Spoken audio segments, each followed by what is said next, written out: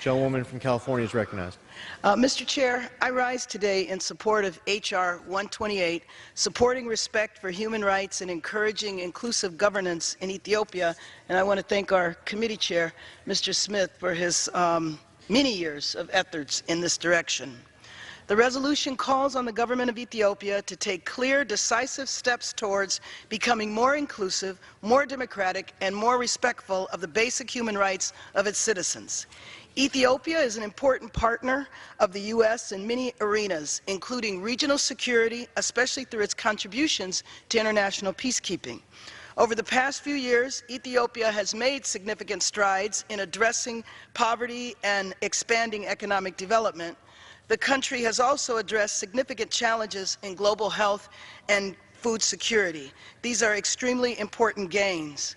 We are here today, however, because the country continues to have a way to go, especially in the arenas of inclusive governance and respect for human rights. Since November 2015, there have been ongoing protests in Ethiopia's largest region of Oromo. These protests expanded to the Amhara region in August 2016. In response, security forces have used live ammunition to disperse largely peaceful protests, killing hundreds and arresting tens of thousands. Activists, journalists, and others have also faced repeated arrests. The Ethiopian government has responded by imposing a state of emergency that included curfews and restrictions on the assembly, expression, and movement of its citizens. Meanwhile, earlier this year, the government began releasing prisoners, including opposition leaders, journalists, and protesters. The government also focused on an infamous detention center. Of course, this is a step in the right direction. We are also encouraged by the recent transfer of power. The new Prime Minister, Dr. Abiy Ahmed, recently delivered a speech where he highlighted that the government plans to address unity and national reconciliation, as well as good governance based on the rule of law. It also seeks to crack down on corruption. Again, this is encouraging, and it could be an important turning point for the country that could provide an opportunity to widen the political space. But what remains concerning, however, is that Ethiopia is still under a state of emergency, and just last month, the defense minister announced the arrest of a number of individuals who they say were linked to protests. We encourage the government of Ethiopia to keep the positive momentum going by lifting the state of emergency, ensuring freedom of expression and assembly, and opening up democratic space. The current challenges faced Ethiopia are best addressed through inclusive discourse and political processes rather than through the imposition of restrictions. I therefore encourage you, members, to vote in favor of this resolution that supports respect for human rights and encourages inclusive governance in Ethiopia. Thank you, and I yield back the remainder of my time.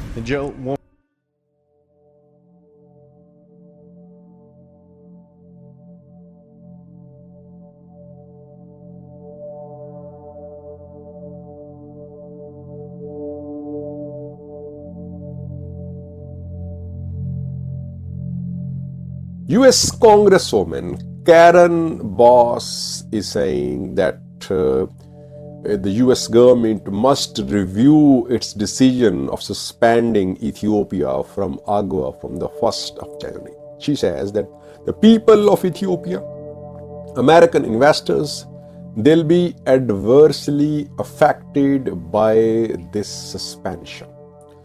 Karen Bass has visited Ethiopia in, I think, a few weeks ago. She met with Ethiopian PM Abiy as well. She is seen as pro-Ethiopian government.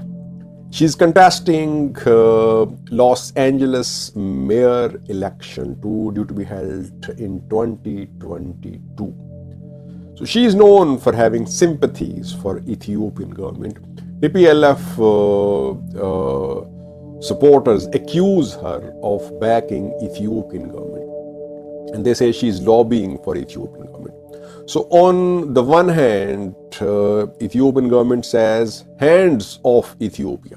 They have launched this campaign in the past, hands off Ethiopia, that the West, the US, must not intervene in Ethiopian internal matters.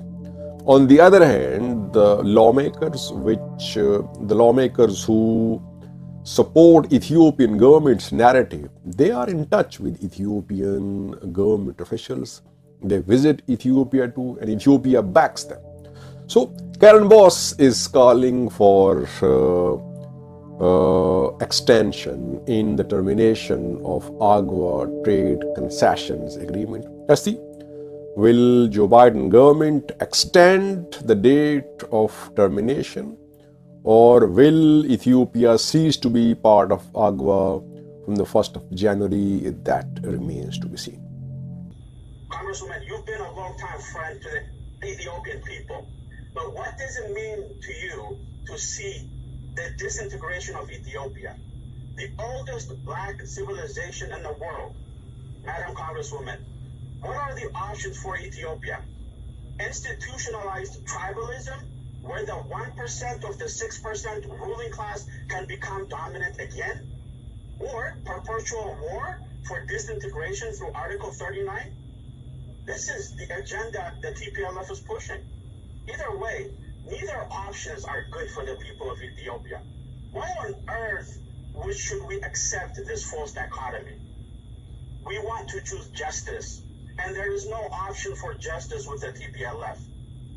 Madam Congresswoman, earlier this week, 500,000 Ethiopians were out at Mescal Square in Addis in support of the Ethiopian Defense Forces.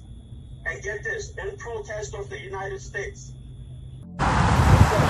Karen Bass, you have the evidence. That's the government. They have the evidence. Okay. Karen Bass, you have the evidence. The State Department has the evidence. CIA has the evidence.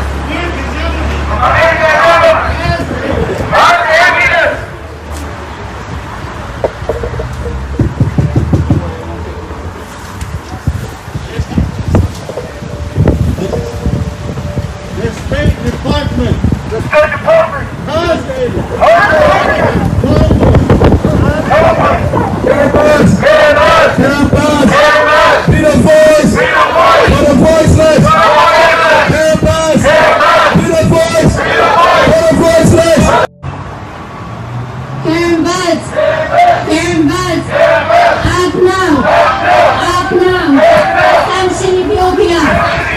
Sanction Ethiopia! Sanction Eritrea! Sanction Eritrea! Stop the Tigray genocide in Ethiopia! Stop the Tigray genocide in Ethiopia! Stop the Tigray genocide in Ethiopia! Karen Bass! Karen Bass! Take action! Take action! Stand with the people of Tigray! Stand with the people of Tigray! Karen Bass! Karen Bass! Karen Bass! Do better! Do better! Do better! Do better! Stop supporting Abiy Ahmed! Stop supporting Abiy Ahmed! Stop supporting Abiy Ahmed! He's a war criminal! He's a war criminal! He's a war criminal! Karen Bass! Karen Bass! Karen Bass! Stand with the people! Stand with the people! Not with the genocidal regime! Not with the genocidal regime! Stand with the people of Tigray! Stop with the innocent mothers! Stop with the innocent children! Stop with the innocent youth! Stand with the people of Tigray! Karen Bass! Karen Bass! Genocide is happening under your watch! Genocide is happening under your watch! Karen Bass! Karen Bass! Karen Bass! Do better! Do better! Take action! Take action! Tigray can't wait! Tigray can't wait! Tigray can't wait! Our people can't wait! 4.5 million people starving! 4.5 million people starving! 50 people, over 50,000 people massacred!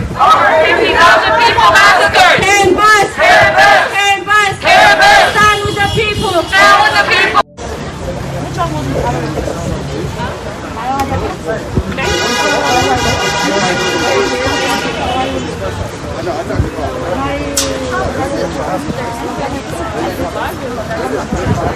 may not be here. She might be in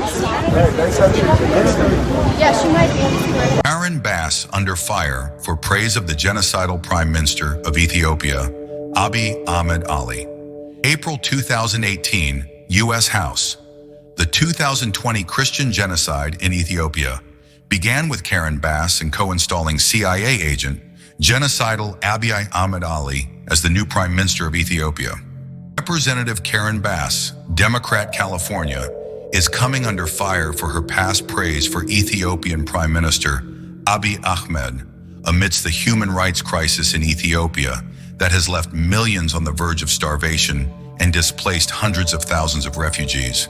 A crowd of protesters gathered outside the State Department Thursday to press for the United States to lead an international response to address the humanitarian crisis in the Ethiopian region of Tigray. Simon Hagos, a local resident who was born in Tigray, said that Bass, the chairwoman of the House Foreign Affairs Subcommittee on Africa, Global Health, Global Human Rights and International Organizations, needs to understand the reality of the violence in the country and to take action. You're talking about him winning the Nobel Prize, being praised by multiple state officials, Karen Bass being one of them, Hagos said. I hope that the United States government and their representatives can see beyond the wolf in sheep's clothing and see what the reality is. The protest comes as more detailed reports emerge about the violence occurring in the region. One report detailed a church massacre that left an estimated 800 people dead. Other videos show the aftermath of a purported massacre in Tigray and foreign forces shelling a hilltop church. Representative Bass comments, in November 2021, Representative Karen Bass, chair of the House Foreign Affairs Subcommittee on Africa, issued the following shameful and irresponsible statement on threats against the evil Prime Minister Abiy Ahmed, who massacred up to 2 million Orthodox Christians of Ethiopia. I denounce the threat to oust Prime Minister Abiy Ahmed through political negotiation or military force if necessary, and install a transitional government made by the alliance of the Tigrayan People's Liberation Front with the Oromo Liberation Army and other opposition groups throughout Ethiopia. I cannot emphasize in any greater terms that there is no military solution to this conflict, which threatens not only the territorial integrity and governance of Ethiopia, but also significantly weakens the safety and security of the entire region. In 2019, Representative Bass joined leaders around the world in congratulating Prime Minister Abiy Ahmed on being awarded the Nobel Peace Prize for his initiative to resolve the border conflict with Eritrea, the spokesman said. Representative Bass is also concerned about the humanitarian crisis in Ethiopia and is calling for additional assistance from the U.S. government and calling on the Ethiopian government to ensure assistance reaches the people. Los Angeles Mayor Karen Bass represents Culver City, West Los Angeles, Westwood, Cheviot Hills, Ladera Heights, the Crenshaw District, Little Ethiopia, Baldwin Hills, and parts of Koreatown and South Los Angeles. You'll find Meals by Gannett and other Ethiopian restaurants and shops on just one city block of Fairfax Avenue between Olympic and Whitworth. It's been thriving since the 90s and officially designated as Little Ethiopia in 2002.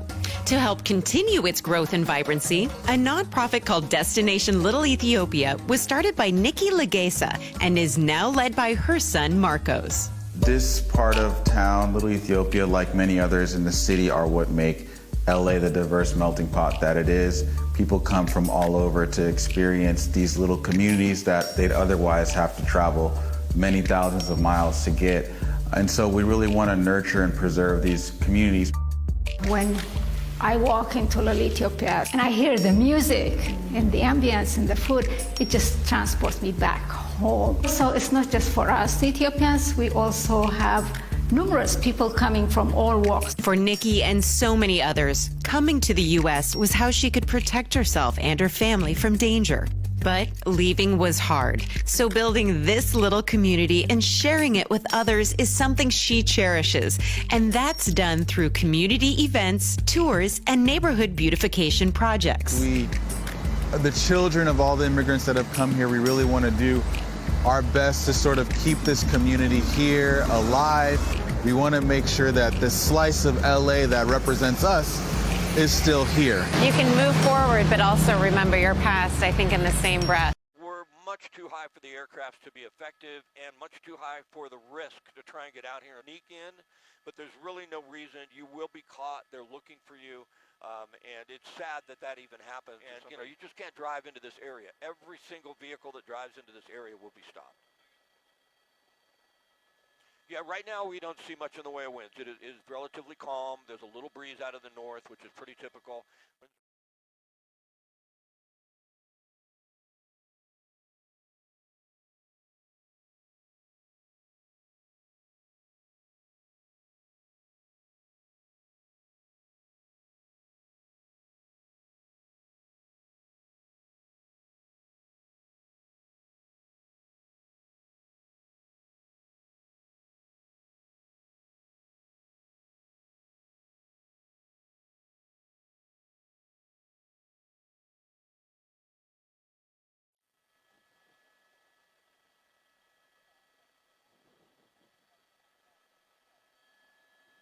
Up to 80 miles an hour, and you just can't fly in those. The helicopters can't be successful if they do try and make a water drop.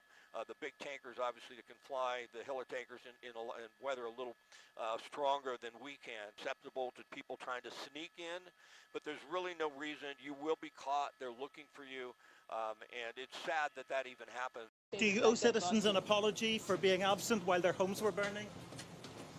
Do you regret cutting the fire department budget by millions of dollars, Madam Mayor? Have you nothing to say today? Have you absolutely nothing to say to the citizens today? I want to be clear.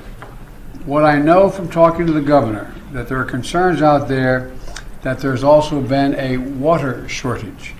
The fact is, the utilities understandably shut off power because they're worried the lines that they carried energy were going to be blown down and spark additional fires. But the Cal Fire, when it did that, it cut off the ability to generate pumping the water. That's what caused the lack of water in these hydrants. And so Cal Fire is bringing in generators to get these pumps up and working again so that there's no longer a shortage of water coming out of these hydrants. November 7, 1983. Remember this date, but first, let me introduce you to Karen Bass. Back in the 1970s, community activist Karen Bass went on at least 15 trips to Cuba, many with a group known as the Venceremos Brigade, a Marxist group started by the Castro regime to subvert American interests, weaken democracies, and spread communism around the world. Founded in 1969, the Venceremos Brigade organized trips to Cuba every year for half a century. They attracted the most radicalized and delusional segments of the American left, including overtly Maoist and pro-Soviet communist groups. In fact, a Los Angeles police investigator who infiltrated the group testified to Congress saying that to be a member of the brigade, you had to be confirmed as a Marxist-Leninist. As a brigadista and then moving up the ranks to organizer for the Venceremos Brigade, Karen Bass visited Cuba every 6 months. Their mission? To radicalize young, impressionable American leftists in terrorist tactics and guerrilla warfare. Members of the Venceremos Brigade were even taught how to make bombs. Jesus Christ! Karen Bass admits, on her many pilgrimages to Cuba, she went to see Fidel Castro speak several times, even calling him charismatic, and upon his death, praised him, saying, "The passing of Commandant en Jefe is a great loss to the people of Cuba, even though the people of Cuba see him as a dictator who impoverished their island." Another group, the M19, took its belief in revolutionary anti-imperialism to extremes, violent extremes. The M19 was the first and only women-created and women-led domestic terrorist group. Since their founding in 1978, M19's tactics escalated from robbing armored trucks and abetting prison breaks to building their own explosives and carrying out terrorist bombings. From 1983 to 1984, M19 bombed an FBI office, the Israel Aircraft Industries building, the South African Consulate in New York, DC's Fort McNair, and Navy Yard, which they bombed twice. But that wasn't enough for them. On the night of November 7, 1983, the M19 called the US Capitol switchboard and warned them to evacuate the building. Minutes later, the M19 bombed the north wing of the US Capitol. November 7, 2023 marks 40 years since the M19's bombing of the US Capitol. Members of the M19, like Susan Rosenberg, traveled to Cuba with and were radicalized by the Venceremos Brigade. The South Los Angeles Venceremos Brigade was led by Karen Bass, who is now mayor of Los Angeles.